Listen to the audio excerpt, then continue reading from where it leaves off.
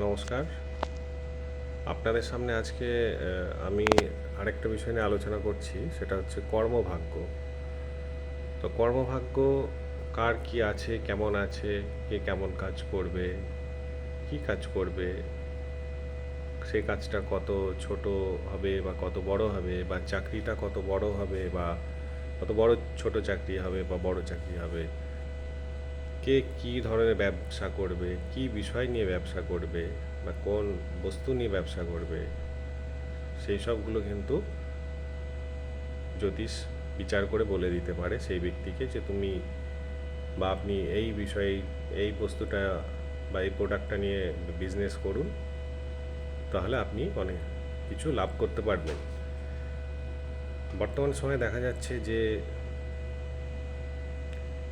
বিভিন্ন জন বিভিন্ন অসৎ কর্মে জড়িয়ে পড়ছে, সেটাও কিন্তু তার ভাগ্যেই লেখা আছে। কিন্তু সে অসৎ কর্ম থেকে কিভাবে তাকে ফিরিয়ে আনা যায় বা কী করলে তাকে সেই তার অসৎ কর্ম থেকে তাকে সৎকর্মে ফিরিয়ে আনা যায়, সেই বিষয়গুলোও কিন্তু জ্যোতিষ এখনও গবেষণা করছে এবং পরামর্শ দিতে পারে যে এইভাবে করলে সে আবার সৎকর্মে ফিরে আসবে, নইলে আগামী পরবর্তী জীবন তার অনেক অসুবিধার সম্মুখীন হতে পারে। তো যাই হোক, সেটা অন্য বিষয়।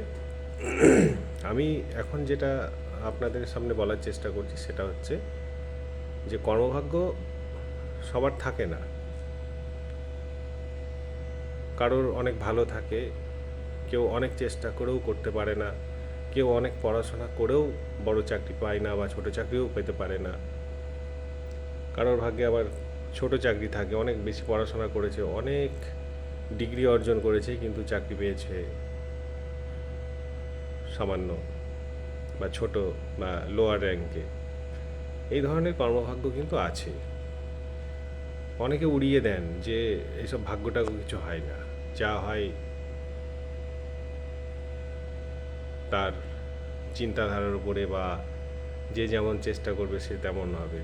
চেষ্টা তো আছেই, চেষ্টা করতেই হবে, কিন্তু সাথে সাথে ভাগ্যটাও আছে। ভাগ্য ছাড়া কিছু হয় না, যেটা আপনার ভাগ্যে আছে সেটাই হবে। আপনি অনেক ডিগ্রি অর্জন করেছেন কিন্তু চাকরি করছেন একটা সামান্য, এটাও কিন্তু আপনার কপাল। তাই জ্যোতিষ পরামর্শ নিন এবং আপনার কোন দিকে গেলে সুবিধা হবে, কি কাজ করলে সুবিধা হবে, সেটা কিন্তু জ্যোতিষ বিচার বিশ্লেষণ করে বলে দেবে। নমস্কার।